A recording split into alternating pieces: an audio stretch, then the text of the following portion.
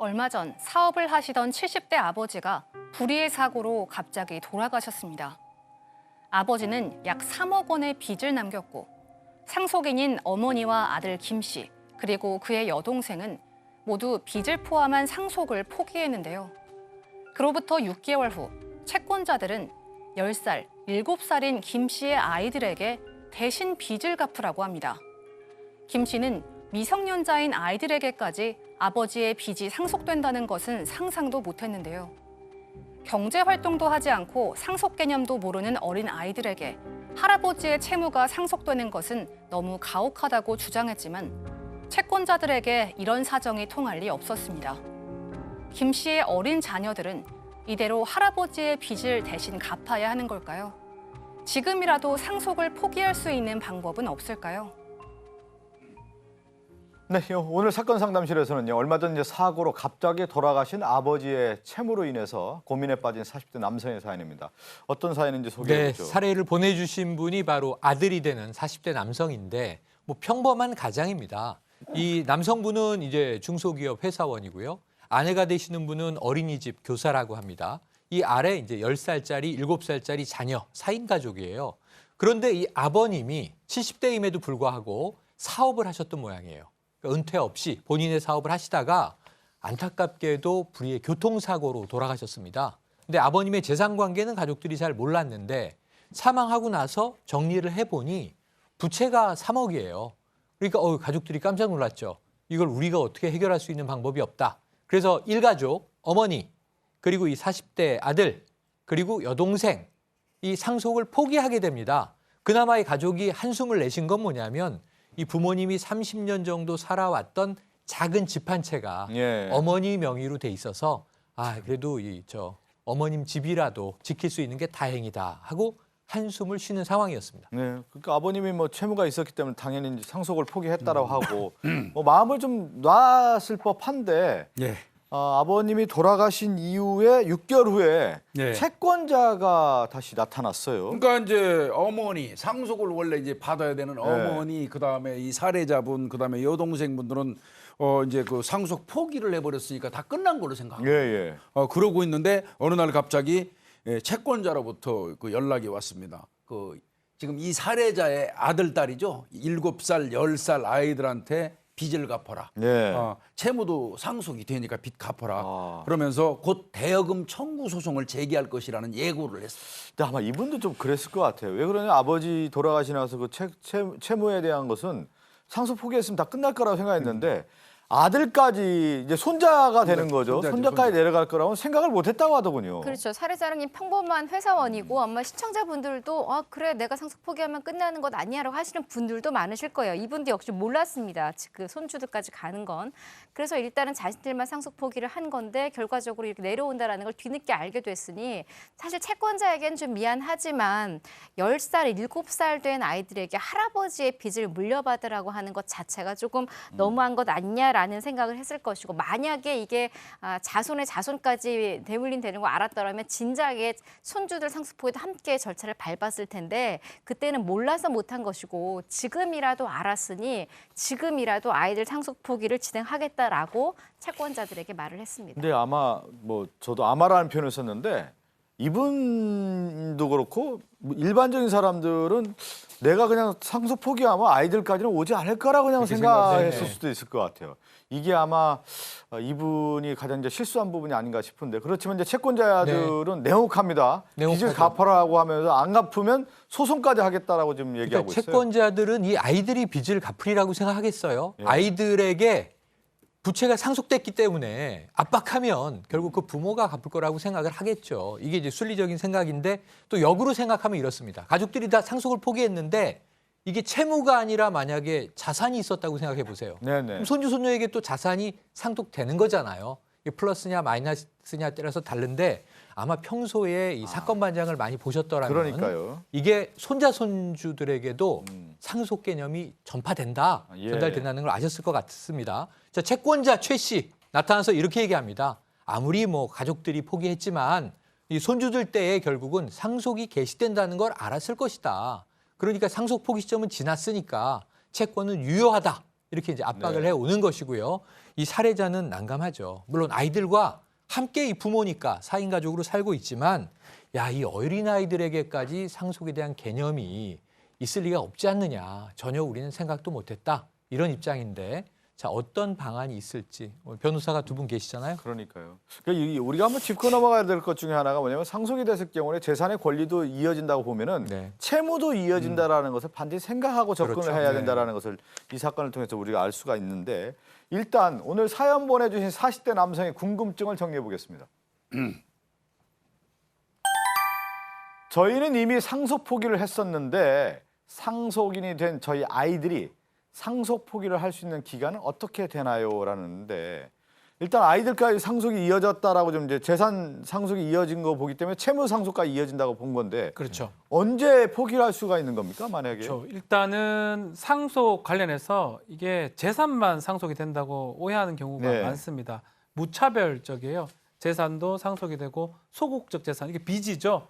빚도 다 상속이 되기 때문에 이 상속할 때 하여튼 상속 재산을 받을 때 신경을 좀 써야 될 부분인데 상속 순위분 먼저 좀 말씀을 좀 드리겠습니다. 상속의 1순위는 직계 비속, 그러니까 나를 포함해서 나 자식, 손자, 증손자 이렇게 직계 비속으로 1순위고 직계 비속이 없으면 직계 존속으로 올라갑니다. 예, 예. 그리고 배우자는 옆에 계속 붙어 있고 직계 존속도 없으면 그 다음에는 형제 자매로 가고요. 아. 그 다음에 사촌까지 혈족까지 가는데 네 개의 순위가 있는데 앞에 순위자가 상속을 포기하면 다 뒤 순위로 넘어가 버립니다.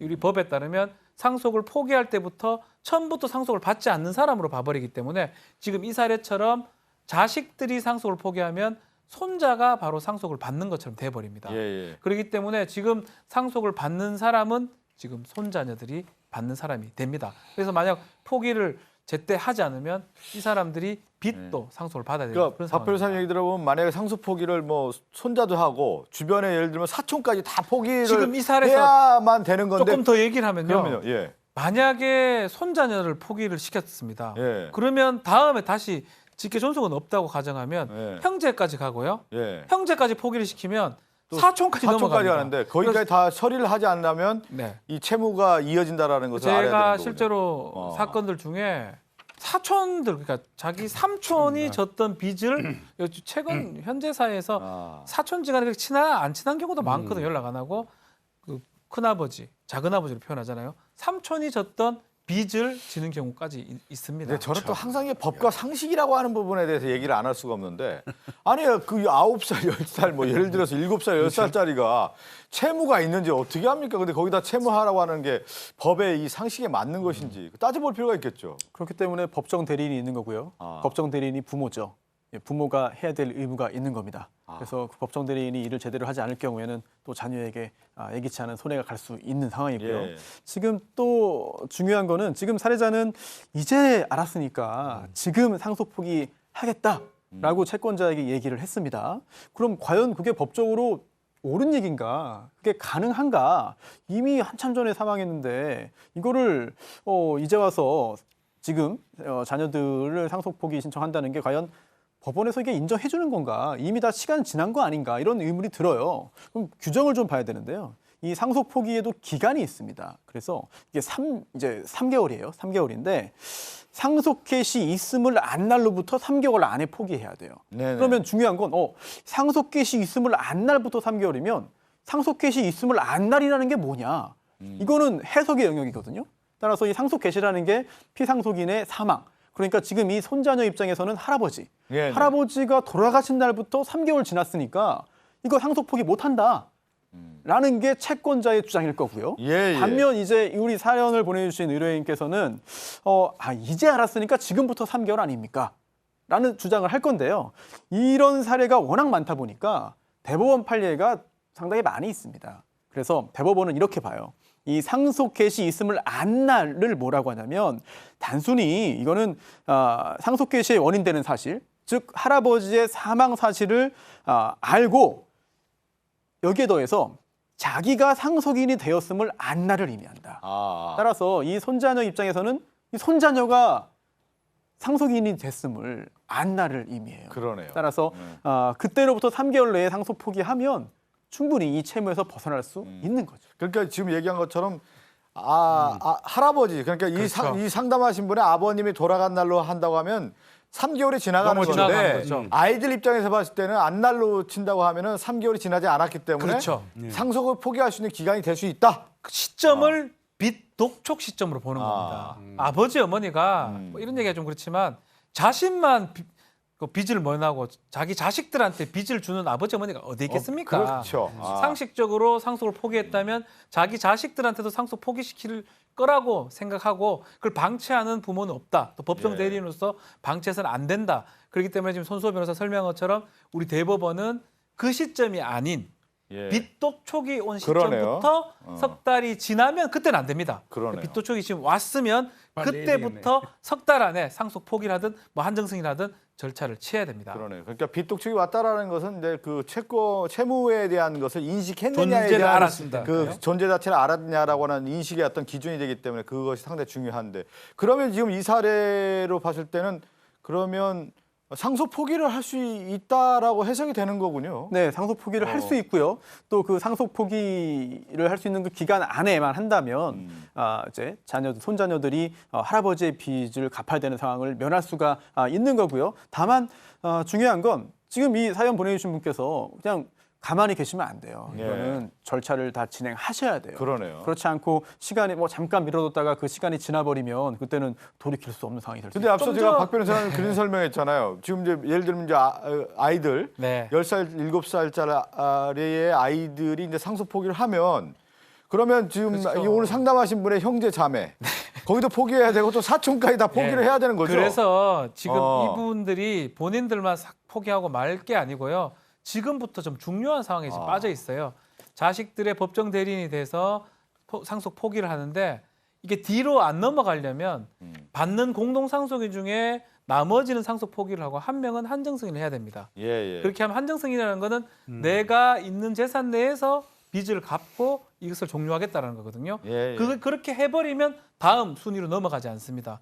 지금 또 만약에 그냥 귀찮다고 우리 자식들만 하자면 또 이런 데 계속 발생해요. 형제 갔다가 사촌까지 가기 때문에 지금이라도 이 석 달 안에 한정 승인, 한 명은 한정 승인, 나머지는 상속 포기 예. 그 절차를 거쳐야 됩니다. 근데 앞서 뭐 손수호 변호사는 그랬잖아요. 법정 대리인이라는 용어를 쓰면서 저희들 같은 경우는 이런 생각이 든단 말이에요. 아이들 같은 경우 무슨 빚에 대물림해 가지고 그 어떻게 보면 그것이 족쇄가 될 수도 있는 건데 이런 것은 좀 제도적으로 좀 막을 필요가 있지 않나 이렇게 생각이 드는데 그렇게 할 수는 없습니까? 글쎄요, 이게 예. 법이라는 게 하나를 보호하려면 또 다른 사람도 피해를 입거든요. 또 채권자 입장에서는 채권자 입장도 또 있죠. 채권을 그러네, 회수할 또. 수 있는 기회가 또 생겨야 되는 것이죠. 예, 예. 참.